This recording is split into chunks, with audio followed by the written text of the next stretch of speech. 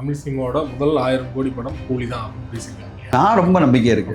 தமிழ் சினிமாவோட முதல் 1000 கோடி படமா அது வரதுக்கு வாய்ப்பு இருக்கு.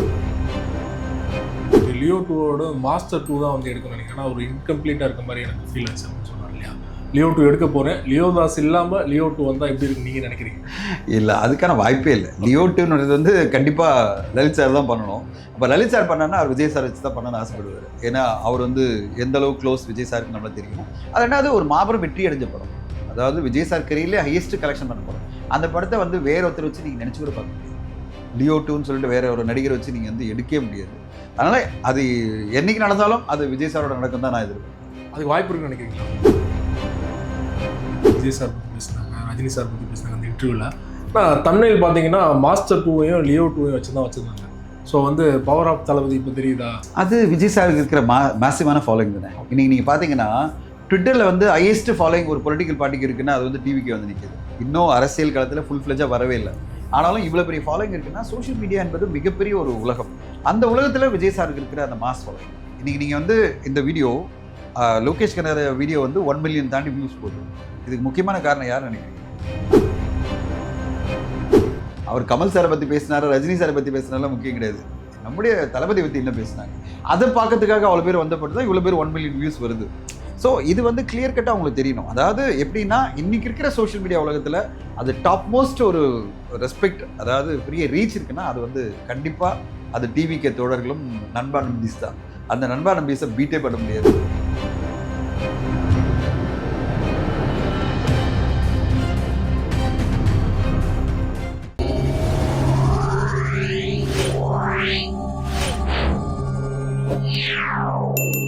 மீடியா சர்க்கிள் நேயர்களுக்கு வணக்கம். இன்றைக்கு நம்மோட நேர்காணலுக்காக தயாரிப்பாளர் பாஃப்டா தனஞ்சயன் அவர்கள் மூடி நின்றிருக்கிறார். அவரோடு பேசலாம். சார் வணக்கம். வணக்கம். லோகேஷ் கனகராஜ் அவர்கள் வந்து சமீபத்தில் ஒரு பேட்டி கொடுத்தாரு. அந்த பேட்டியில் கூலி படம் குறித்தும் அவருடைய அடுத்தடுத்த அப்கமிங் ஃபிலிம்ஸ் பற்றி நிறையா பேசியிருந்தார்.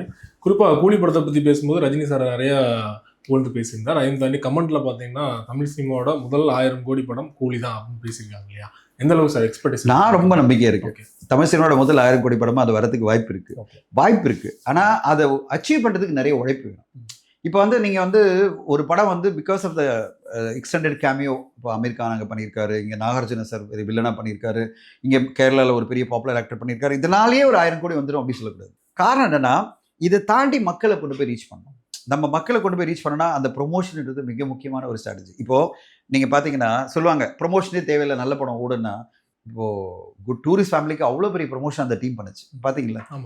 அவ்வளோ ஊரா போயிட்டு அந்தந்த ஊர்ல தியேட்டர்ல போயிட்டு மக்களை பார்த்து ஒரு கேலப்பிங்கான மூமெண்ட்டை கொண்டு வந்தாங்களா இல்லையா? அந்த ப்ரொமோஷன்ல எல்லாம் வீட்டில் உட்காந்துக்கல. படம் நல்லா இருக்கு, ரெஸ்பான்ஸ் நல்லா இருக்கு, நான் வீட்டில் உட்காந்துல. எல்லாரும் ப்ரொமோஷன், அதுக்கு தேவைப்படுற ப்ரொமோஷன் அந்த படத்துக்கு கொடுத்ததோடு தான் அந்த படத்துக்கு இன்னும் அதிகமான ஒரு ரெஸ்பான்ஸ் கிடைக்குது. இப்போ பார்த்தீங்கன்னா மாமன் படக்குழு ரொம்ப அருமையாக பண்ணிட்டு இருக்காங்க. சூர்யா அவர்களுக்கு வாழ்த்து சொல்லணும். ஏன்னா அதுவும் ஒரு எமோஷனலான படம். ஒரு மாமனுக்கும் மாமாவுக்கும் பையனுக்கு இருக்கிற ஒரு அவருடைய ஸ்டோரி.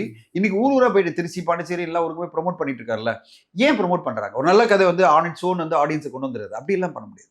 எல்லா ஊருக்கு போயிட்டு நம்ம வந்து ஒரு வேக்கப் பண்ணோம். ஏன்னா நம்ம ஆளுங்க ஜென்ரலாகவே ஒரு லேடு பேக்காக இருப்பாங்க, உள்ளுக்குள்ளே வர மாட்டாங்க தியேட்டருக்குள்ள. ஆனால் அந்த ஊருக்கு போயிட்டு நீங்கள் ப்ரொமோட் பண்ணும்போது படம் ரொம்ப நல்லா இருக்கு போல இருக்கே அப்படின்னு ஒரு ஒரு கூட்டம் வர ஆரம்பிக்கும். அப்போதான் படம் இன்னும் நெக்ஸ்ட் லெவல் போய் ரீச் ஆகும். ஒரு நல்ல படம் வெற்றி அடையும். ஆனால் மாபெரும் வெற்றி அடையணும்னா ஒரு ப்ரொமோஷன் தேவைப்படுது. ஸோ கூலி வந்து பெரிய வெற்றி அடையும். ஆனால் மாபெரும் வெற்றி அடையணும், நீங்கள் சொல்கிற மாதிரி ஒரு 1000 கோடி வசூல் சாதனையெல்லாம் பண்ணணும் அப்படின்னா ப்ரொமோஷன் ரொம்ப முக்கியம். நீங்கள் நார்த் இந்தியாவில் போய் மிகப்பெரிய லெவலில் ப்ரொமோட் பண்ணணும். நார்த் இந்தியா போய் ப்ரொமோட் பண்ணலன்னா இந்த படம் ஒரு 400-500 கோடி அங்கே எடுக்க முடியாது. நீங்கள் ஒன்லி சோஷியல் மீடியாவில் மட்டும் போட்டுட்டு யூடியூப்ல போட்டுட்டு வந்து பாருங்க நார்த் இந்தியாவில்னா தமிழில் வந்து ஒரு டப் படம் அப்படின்னு நினைப்பாங்க. ஸோ இந்த ப்ரொமோஷன் அவங்க பண்ணுறாங்களா இல்லையா? எந்த அளவு வந்து இப்போ ஆந்திரா தெலுங்கானாவில் என்ன மாதிரி ப்ரொமோட் பண்ண போகிறாங்க? ஏன்னா தமிழ்நாடு பிறகு ஆந்திரா தெலுங்கானா மிகப்பெரிய மார்க்கெட். அங்கே என்ன ப்ரொமோட் பண்ண போகிறாங்க? அடுத்து ஓவர்சீஸ்ல இந்த ப்ரொமோஷன் அவங்க பண்ணாங்கன்னா 1000 கோடி என்பது சாத்தியம். நான் ப்ரொமோஷனே பண்ண மாட்டேன், சும்மா படத்தை ரிலீஸ் பண்ணுவேன், நான் சோஷியல் மீடியாவில் பண்ணுவேன்னா நம்ம வந்து ஒரு 600 கோடி இல்லை சாட்டிஸ்ஃபை ஆகி தான். எப்படி ஒரு ஜெயிலர் படம் பண்ண மாதிரி. ஸோ எனக்கு நம்பிக்கை இருக்குது ரஜினி சார் வந்து கண்டிப்பாக வரதுக்கு ரெடியாக இருப்பார். அந்த படக்குழு எல்லாம் சேர்ந்து பிளான் பண்ணாங்கன்னா அதுக்கான கண்டென்ட் இருக்குது, அதுக்கான கேஸ்ட் அண்ட் க்ரூ இருக்குது, அதுக்கான ஹைலைட் பண்ணுறதுக்கூடிய பல விஷயங்கள் இருக்குது. தமிழ்நாட்டில் மட்டுமே ப்ரொமோட் பண்ணாமல் இது ஆல் ஓவர் வேர்ல்டில் வந்து அவங்க ஏதோ ஒரு வகையில் ப்ரொமோட் பண்ணி ரீச் பண்ணாங்கன்னா அந்த வணிக ரீதியான நம்ம எதிர்பார்க்குற வசூல் சாதனைகள் பாசிபிள். இப்போது அந்த வகையில் நம்ம வந்து கண்டிப்பாக இப்போ 5ஆம் தேதி ஜூன் வரப்போகிற தக் லைஃப் டீமை நம்ம பாராட்டலாம். அவங்க பல ஊரில் போய் பண்ணிட்டு இருக்காங்க. அதை விட கமல் சார் வந்து எவ்வளோ பியூட்டிஃபுல்லாக பிளான் பண்ணாருன்னா, ஆந்திராலேருந்து ஒரு 12 யூடியூப் சேனல் ஆளுங்களை வரவழைச்சிட்டு இங்கே இன்டர்வியூ கொடுத்தாரு. ஓகே. இப்போ பிஃபோர் இந்த பல்காம் இதுக்கு முன்னாடி ஒரு இந்த ஈவெண்ட்டை போஸ்ட்போன் பண்ணாங்கல்ல, அதுக்கு முன்னாடி அவர் என்ன பண்ணிட்டாரு, எல்லா யூடியூப் ஆளுங்களையும் இப்போ அங்கே போய் முடியல, ஏதோ ஒரு ரீசனால முடியலன்னு அவங்கெல்லாம் ஃப்ளைட்டில் வரவழைச்சு அவங்கெல்லாம் ட்வீட் பண்ணியிருந்தாங்க, we are all ready for தக் லைஃப் இன்டர்வியூ அப்படின்னு. எல்லாம் வந்து தனித்தனியாக இன்டர்வியூ, அவங்களுக்கெல்லாம் காஸ்டியூம் சேஞ்ச் பண்ணியிருக்காரு. கமல் சாரை பார்த்து நான் வேந்து என்னன்னா, ஒரே காஸ்டியூம்ல எல்லாம் ஒரு இன்டர்வியூக்கும் வேற லுக்ல இருக்கு, வேற ஒரு காஸ்டியூம், வேற ட்ரெஸ் மாற்றி எல்லாருமே வேற வேற லுக்ல இருக்காங்க. அந்த 11 யூடியூப் சேனலுக்குமே தனித்தனியாக இன்டர்வியூ கொடுத்து ஆந்திரா தெலுங்கானால ஒரு பரபரப்பு உண்டாக்குறாங்க. அப்போ அந்த அளவு பண்ணணும் அப்படின்னு நான் சொல்ல மாட்டேன். ரஜினி சார் அந்த அளவு ஒரு சேனலில் உட்காந்து இன்டர்வியூ பண்ணுவாரான்னு எதிர்பார்க்க முடியாது. ஆனால் ஈவெண்ட்டாவது பண்ணணும், ஒரு மாபெரும் ஈவெண்ட் அங்கே பண்ணணும், நார்த் இந்தியாவில் பண்ணணும், ஓவர்சீஸில் பண்ணணும், அட்லீஸ்ட் துபாய் மாதிரி ஒரு இடத்துல ஒரு ஹைப்பை கொண்டு வந்தாங்கன்னா நீங்கள் சொல்கிற மாதிரி அதெல்லாம் பாசிபிள். குறிப்பாக ரஜினி அவர்களை பற்றி பேசும்போது வந்து ரொம்ப எமோஷனலாக பேசியிருந்தார். ரஜினி சார் என்ன அளவு வச்சிட்டாரு. ரஜினி சார் வந்து திரைப்படத்தில் மட்டும் சூப்பர் ஸ்டார் இல்லை, ரியல் லைஃப்லேயே ஒரு சூப்பர் ஸ்டார் தான். அவர் என்ன பண்ணாலுமே அப்படிதான் இருக்குது அப்படின்னு சொல்லியிருந்தார் இல்லையா? நான் வந்து அவரோட ஒரு 4-5 தடவை பேசி பழகிறது தொட்டு ஒரு கொஞ்சம் அனுபவம் அந்த பேசும்போது நான் பார்த்ததுல வேந்த மனிதர் வந்து ரஜினி சார். அந்த அம்பிள்னஸும் சிம்பிள்னஸும் நம்ம பார்க்க முடியாது.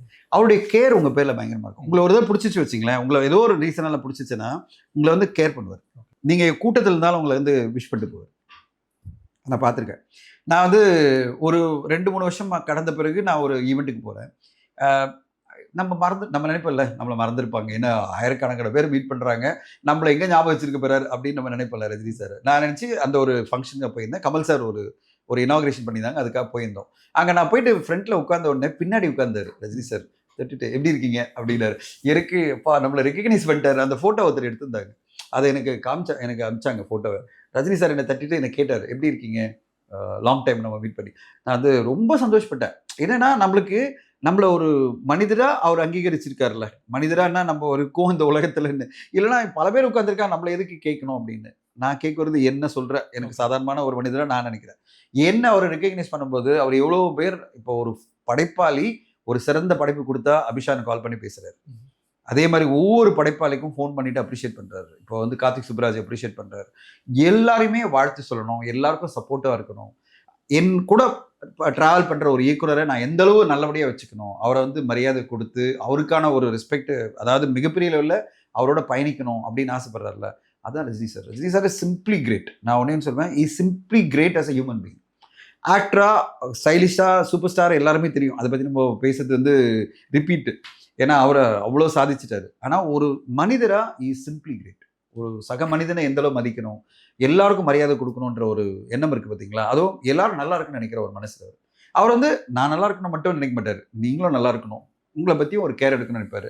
ஒரு தடவை பேசிட்டீங்கன்னா அது பிறகு நீங்கள் அவரை பற்றி பொழுதுட்டே இருப்பீங்க. அப்படிப்பட்ட மனிதன் தான் ரஜினி சார். லோகேஷ் கனகராஜ் அவர்கள் பேசும்போது பார்த்தீங்கன்னா, என்னுடைய முந்தைய படங்களுக்கு படம் பூஜை போடும்போது ரிலீஸ் டேட்லாம் வந்து முன்னாடி அனௌன்ஸ் பண்ணிடுவாங்க. நான் இந்த படம் ஆரம்பிக்கும் போது ஒரே ஒரு விஷயம் தான் சொன்னேன், ரிலீஸ் டேட் வந்து நான் தான் சொல்லுவேன் எப்போன்னு சொல்லிட்டு. அந்த ஃப்ரீடமாக கிட்டத்தட்ட 1 இயர் நான் ஒர்க் பண்ணுறேன், எந்த ப்ரெஷருமே இல்லைன்னு சொல்கிறாங்க இல்லையா. ஸ்டார் நடிகர் படங்களுக்கு இதெல்லாம் வந்து முன்னாடியே வந்து அனௌன்ஸ் பண்ணுறாங்க இல்லையா, தேவைன்னு நினைக்கிறீங்க? இல்லை, கண்டிப்பாக யோகேஷ் கனகராஜ் சொன்னதை நான் அப்ரிஷியேட் பண்ணுறேன். ஏன்னா ஒரு ரிலீஸ் டேட் மட்டும் போட்டிங்க வச்சிங்களேன், ஒரு பெரிய நடிகர் நடித்த படத்துக்கு அந்த ப்ரெஷர் எக்ஸ்ட்ரா ஆகிடும். இப்போ நம்ம தேவையில்லாத ஒரு ரஷ்ல போய் படத்தை முடிப்போம். அவர் தான் சொல்றாரு, எனக்கு வந்து படம் வந்து நான் லியோ பண்ணும்போது எனக்கு ஒரு ப்ரெஷர் அதிகமாக இருந்தது. நான் வந்து அந்த டார்கெட் நோக்கி ஓடும்போது எங்கிட்ட டேட்டே இல்லை, நம்பர் ஆஃப் டேஸே இல்லை. நான் அந்த டேஸ் கம்மியாக இருக்கும்போது நான் அவசரமாக சில விஷயங்கள்லாம் பண்ணுறேன்.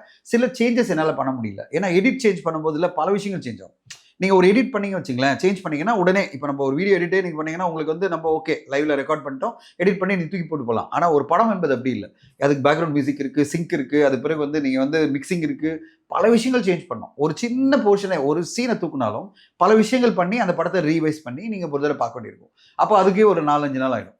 அப்போது எவ்வளோ பெரிய ஒரு சேலஞ்ச் இருக்கும் பாருங்கள். அப்புறம் கண்டினியூட்டியில் மிஸ் ஆகுதான்னு பார்க்கணும், இந்த டைலாக் இங்கே சொன்ன டைலாக் இங்கே தூக்கிட்டோமே அதனுடைய எஃபெக்ட் எங்கேயாவது இருக்குன்னு பார்க்கணும். இப்படி பல விஷயங்கள் இருக்குது ஒரு படத்தில். ஸோ அவருக்கு அந்த டைம் கொடுத்தா தான் பர்ஃபெக்டாக பண்ண முடியும். அதை தான் வந்து லோகேஷ் அவர்கள் ரொம்ப அருமையாக சொல்லியிருந்தாரு. இந்த படத்தை பொறுத்தவரையும் நான் ஃபைனலாக எடிட் பண்ணி டப் பண்ணி பார்த்துட்டு எனக்கு கன்ஃபார்ம் ஆன பிறகு தான் ரிலீஸ் டேட் சொன்னேன். அதாவது எனக்கு கிளியர் ஆயிடுச்சு. இப்போ பண்ண வேண்டியது என்னன்னா, ஒன்று இதுதான் விஎஃப்எக்ஸு, இந்த மாதிரி சவுண்ட் மிக்ஸ் தான். படம் எனக்கு கம்ப்ளீட்டாக ரெடி ஆயிடுச்சு. ஏன்னா டம்மி மியூசிக் போட்டு தான் படத்தை பார்ப்பாங்க. எப்பவுமே வந்து ஃபைனல் மியூசிக் பண்ண மாட்டாங்க, டம்மியாக ஒரு மியூசிக் பேக்ரவுண்ட் மியூசிக் போட்டு படத்தை பார்த்துருவாங்க. அது பைலட் சவுண்ட்லேயே பார்ப்பாங்க. பைலட்னா நம்ம ரெக்கார்ட் பண்ணும்போது என்ன சவுண்ட் டப்பிங் இருந்ததோ அது பிறகு டப்பிங்கில் எடிட்டிங்லாம் பார்த்துட்டு கரெக்டாக ரெடி பண்ணுவாங்க. இப்போ அவரை பொறுத்தவரையும் அதை பார்த்து முடிக்கும் போது அவர் நம்பிக்கை வந்துடுச்சு. இப்போ ரிலீஸ் டேட் சொல்றாரு, எனக்கு 3 மாசம் டைம் இருக்கு. இப்போ மே மாசம் அன்னைக்கு, அதாவது கரெக்டாக அவருக்கு ஒரு 3-4 மாசம் இருக்கும்போதே சொல்லிடுறாரு, ஷூட்டிங் முடிஞ்சிச்சு, எடிட் பார்த்துட்டேன், எனக்கு பர்ஃபெக்டாக இருக்கு, நீங்க ரிலீஸ் டேட் சொல்லுங்க. அப்போ ஒரு ஃப்ரீடம் கிடைக்குதுல்ல, அப்போ ஒரு ஆசுவாசமா படம் பண்ண முடியும். இப்போ நம்ம உட்காந்துட்டு அதை இழைக்க முடியும், சொல்லுவாங்களே இழைக்கிறது, சின்ன சின்ன விஷயங்கள்லாம் நகாசு வேலைகள்லாம் பண்ணி பர்ஃபெக்டாக பண்ணி ஒரு படத்தை கொண்டு வர முடியும். அப்படிப்பட்ட ஒரு டைம் கிடைக்குது இல்லை. சப்போஸ் அவருக்கு வந்து மே மாதம் 5 வரணும் அப்படின்னு சொல்லி தான் வச்சுக்கோங்க, மே 1 வரணும்னா எப்படி ஒரு ப்ரெஷராக இருக்கும், பயங்கர ப்ரெஷராக இருக்கும். இல்லை நான் வந்து ஜூன் 5 வரணும், சப்போஸ் தக்லீஃப் முன்னாடி அனௌன்ஸ் பண்ணுறதுக்கு முன்னாடி இந்த டேட் சொல்லியிருந்தா அவருக்கு எவ்வளோ ப்ரெஷராக இருக்குங்க. இப்போ ப்ரெஷர் இல்லாமல் நான் ஒர்க் பண்ண முடியுது, நல்ல இன்டர்வியூலாம் கொடுக்க முடியுது, படத்தோட பூஜைக்கு வர முடியுது, ஃபங்க்ஷன் அட்டன் பண்ண முடியுதுன்னா காரணம் வந்து ஒரு பேலன்ஸ்டான ஒரு வாழ்க்கையை வாழ முடியுது. பேலன்ஸான வாழ்க்கைன்னா ப்ரெஷர் இல்லாமல் என் படத்தை நான் எப்படி நினைக்கிறேனோ அப்படி கொண்டு வர முடியுது. அதுக்காக தான் அவர் சொல்லியிருக்காரு. உண்மையிலே அது வந்து நான் வந்து எல்லா ப்ரொடக்ஷன் ஹவுஸ்க்கு சொல்வேன், நம்ம ரிலீஸ் டேட் டார்கெட்டை அது டென்டேட்டிவாக வச்சுக்கலாம். இன்டர்னல் டார்கெட், வெளியில் பப்ளிக் கிடையாது, இன்டர்னலாக ஒரு டார்கெட் வச்சுக்கலாம். இந்த தேதி நம்ம ரிலீஸ் பண்ணலாம் சார், பட் படத்தை முடிங்க, ஃபர்ஸ்ட் ஷூட்டிங் முடிங்க, எடிட் பண்ணி பார்த்துட்டு நம்ம ரிலீஸ் டேட் அனௌன்ஸ் பண்ணிடலாம். இது ஓகே. ஏன் அப்படி அனௌன்ஸ் பண்றாங்க நினைக்கிறேன்? பட்ஜெட் வைஸா வந்து அதிகமாக நினைக்கிறாங்களா, இல்லைனா வந்து அந்த ஃபெஸ்டிவல் டேட் இப்போ நீங்க அனௌன்ஸ் பண்ணா இன்னொருத்தர் அனௌன்ஸ் பண்ணுவாங்க. இப்போ இன்னொருத்தர் அனௌன்ஸ் பண்ணிட்டா நீங்க அனௌன்ஸ் பண்ண ரெண்டாவது படம் ஃபர்ஸ்ட் யார் அனௌன்ஸ் பண்றாங்க அப்படிங்கிறது ஒன்று இருக்குல்ல. இப்போ நீங்க பாத்தீங்கன்னா எல்லா ரிலீஸ் டேட்டும் லாக் ஆயிடுச்சு. நீங்க பாத்தீங்களா, செப்டம்பர் 18, அக்டோபர் 1, இது ஜனவரி 9 அப்படின்னு எல்லாம் லாக் பண்ணிட்டே வந்துட்டாங்க. தீபாவளிக்கு டியூட் போய் லாக் பண்ணிட்டாங்க. பயங்கரமா தீபாவளிக்கு 2 படம் லாக் பண்ணிட்டாங்க, டியூட் அண்ட் பைசன். இப்போ நீங்க அனௌன்ஸ் பண்ணும்போது உங்களுக்கு எதிராக 2-3 படம் வருதுன்னா அனௌன்ஸ் பண்ணா வந்து எப்படி இருக்கும்? முன்னாடியே வந்திருப்பாங்க. இப்போ அவங்களுக்கு ஹர்ட் ஆகும்ல. இப்போ முன்னாடியே ஒருத்தர் அனௌன்ஸ் பண்ணியிருக்காங்க, நீங்க 3வது அனௌன்ஸ் பண்ணீங்கன்னா உங்க பேர்ல கோவப்படுவாங்க, நாங்க அனௌன்ஸ் பண்ணிட்டோம், எதுக்கு நீங்க இன்னொரு தடவை வரீங்க அப்படின்னு. ஸோ அதனால அனௌன்ஸ் பண்றது ரொம்ப முக்கியம். நீங்க அனௌன்ஸ் பண்ணலன்னா ட்ரேட் வந்து ஓப்பன் டேட்னா அனௌன்ஸ் பண்ணுவாங்க. ஓப்பன் டேட்னு அர்த்தம் யாருமே அனௌன்ஸ் பண்ணாத டேட் அவங்க அனௌன்ஸ் பண்ணுவாங்க. அப்போ உங்களுக்கு டேட் போயிடும், அப்போ நீங்க அனௌன்ஸ் பண்ணும்போது லேட் ஆயிடும். ஸோ அதுக்காக ரிலீஸ் டேட் அனௌன்ஸ் பண்ண வேண்டிய கட்டாயம் இருக்கு. ஆனா அது எந்த வகையிலும் கிரியேட்டிவிட்டி எஃபெக்ட் பண்ணக்கூடாதுன்றதான் பாயிண்ட். குறிப்பா விஜய் அவர்கள் குறித்து லோகேஷ் கனகராஜ் அந்த இன்டர்வியூல நிறைய விஷயங்கள் பேசியிருந்தாரு. எனக்கு லியோ 2வோட மாஸ்டர் 2 தான் வந்து எடுக்கணும்னு நினைக்கிறேன், ஆனால் ஒரு இன்கம்ப்ளீட்டாக இருக்க மாதிரி எனக்கு ஃபீல் ஆச்சு அப்படின்னு சொன்னார் இல்லையா. லியோ 2 எடுக்க போகிறேன், லியோ தாஸ் இல்லாமல் லியோ 2 வந்தால் எப்படி இருக்குன்னு நீங்கள் நினைக்கிறீங்க? இல்லை, அதுக்கான வாய்ப்பே இல்லை. லியோ 2ன்றது வந்து கண்டிப்பாக லலித் சார் தான் பண்ணணும். அப்போ லலித் சார் பண்ணான்னா அவர் விஜய் சார் வச்சு தான் பண்ணணும்னு ஆசைப்படுவார். ஏன்னா அவர் வந்து எந்த அளவுக்கு க்ளோஸ் விஜய் சாருக்கு நம்மளுக்கு தெரியும். அது ரெண்டாவது ஒரு மாபெரும் வெற்றி அடைஞ்ச படம், அதாவது விஜய் சார் கரியர்லேயே ஹையஸ்ட் கலெக்ஷன் பண்ண படம். அந்த படத்தை வந்து வேற ஒருத்தர் வச்சு நீங்கள் நினச்சி கூட பார்க்க முடியாது. லியோ 2ன்னு சொல்லிட்டு வேற ஒரு நடிகரை வச்சு நீங்கள் வந்து எடுக்கவே முடியாது. அதனால அது என்னைக்கு நடந்தாலும் அது விஜய் சாரோட நடக்கும் தான் நான் எதிர்பார்க்குறேன். அதுக்கு வாய்ப்பு இருக்குன்னு நினைக்கிறீங்களா? இப்போதைக்கு எதுவும் சொல்ல வேணாம், அப்புறம் வந்து டிவிகே ஃபேன்ஸ் எல்லாம் உங்களை என்ன அடிப்பாங்க, அதனால அந்த கேள்வியை கேட்காதீங்க. ஏன்னா டிவிகே ஃபேன்ஸ் ஃபுல்லாக எதிர்பார்த்துட்டு இருக்கிறது இந்த போலிங் ஒப்பீனியன் போல்ஸ் இது வந்துட்டே இருக்கும்போது பார்க்கும்போது அவங்களுக்கு இன்னும் நம்பிக்கை அதிகமாகுது. அவங்க நம்பிக்கையை குலைக்கிற மாதிரி நம்ம எதுவும் சொல்ல வேணாம். அவங்க வந்து நம்பிக்கையோட இயங்கிட்டு இருக்காங்க. எலெக்ஷன் பிறகு பேசுவோம். டிவிகே ஃபேன்ஸ் பற்றி சொன்னீங்க, அதில் கமெண்ட்ஸில் பார்த்தீங்கன்னா விஜய் சார் பற்றி பேசினாங்க, ரஜினி சார் பற்றி பேசினாங்க அந்த இன்டர்வியூவில். ஆனால் தமிழில் பார்த்தீங்கன்னா மாஸ்டர் 2வையும் லியோ 2வையும் வச்சு தான் வச்சுருந்தாங்க. ஸோ வந்து பவர் ஆஃப் தளபதி இப்போ தெரியுதா, என்னதான் உள்ள எவ்வளோ கண்டென்ட் இருந்தாலும் விஜய் அவர்கள் வச்சா தான் அது செல்லிங் கண்டென்ட் அப்படின்னு சொல்லிட்டு கமெண்ட்ஸ் பண்ணுறாங்க இல்லையா, அவங்களோட பாருங்க. அது விஜய் சாருக்கு இருக்கிற மேசிவான ஃபாலோயிங் தானே. இன்னைக்கு நீங்கள் பார்த்தீங்கன்னா ட்விட்டரில் வந்து ஹையஸ்ட் ஃபாலோயிங் ஒரு பொலிட்டிக்கல் பார்ட்டிக்கு இருக்குன்னா அது வந்து டிவிக்கு வந்து நிற்கிது. இன்னும் அரசியல் காலத்தில் ஃபுல் ஃப்ளெஜாக வரவே இல்லை. ஆனாலும் இவ்வளோ பெரிய ஃபாலோயிங் இருக்குன்னா சோஷியல் மீடியா என்பது மிகப்பெரிய ஒரு உலகம். அந்த உலகத்தில் விஜய் சாருக்கு இருக்கிற அந்த மாஸ் ஃபாலோயிங். இன்னைக்கு நீங்கள் வந்து இந்த வீடியோ லோகேஷ் கனகராஜ் வீடியோ வந்து 1 மில்லியன் தாண்டி வியூஸ் போகுது. இதுக்கு முக்கியமான காரணம் யார் நினைக்கிறீங்க? அது விஜய் சார் ஃபேன்ஸ் தான். ஃபுல் விஜய் சார் ஃபேன்ஸ் அந்த வீடியோவை பார்த்துட்டு லோகேஷ் என்ன சொன்னார், யாரை பற்றி, அவர் கமல் சாரை பற்றி பேசினாரு, ரஜினி சாரை பற்றி பேசினாலும் முக்கியம் கிடையாது, நம்முடைய தளபதி பற்றி என்ன பேசினாங்க, அதை பார்க்கறதுக்காக அவ்வளோ பேர் வந்தப்பட்டு தான் இவ்வளோ பேர் 1 மில்லியன் வியூஸ் வருது. ஸோ இது வந்து கிளியர் கட்டாக உங்களுக்கு தெரியணும். அதாவது எப்படின்னா இன்னைக்கு இருக்கிற சோஷியல் மீடியா உலகத்தில் அது டாப் மோஸ்ட் ஒரு ரெஸ்பெக்ட், அதாவது பெரிய ரீச் இருக்குன்னா அது வந்து கண்டிப்பாக அது டிவிகே தோழர்களும் நண்பா நம்பீஸ் தான். அந்த நண்பா நம்பீஸை பீட்டே பண்ண முடியாது. அவ்வளோ பேர் ஒரு கமெண்ட் ஒன்று போட்டிருக்கீங்களா விஜய் சார் இது, அவ்வளோ பேர் வந்து நிற்கும், அவ்வளோ பேர் வந்து இது பண்ணுவாங்க. அதே மாதிரி நீங்கள் ஏதாவது தப்பாக சொல்லிட்டீங்கன்னா வச்சு செஞ்சுடுவாங்க. அவங்க அந்த அளவு கோபமாக இருப்பாங்க. அவங்க ரொம்ப ரொம்ப பொசசிவ் அபவுட் தளபதி. அதனால தான் யார் எது சொன்னாலும் அவங்க கொண்டாடுறாங்க. அது சோஷியல் மீடியாவில் அந்த ரீச்சும் பெருசாக இருக்குது. ரொம்ப நன்றி சார். சமகால சினிமா தொடர்பாக பல்வேறு விஷயங்கள் எங்களோட பகிர்ந்து கொண்டீங்க. தொடர்ந்து அப்டேட் கொடுக்கணும். மிக்க நன்றி சார். தேங்க்யூ.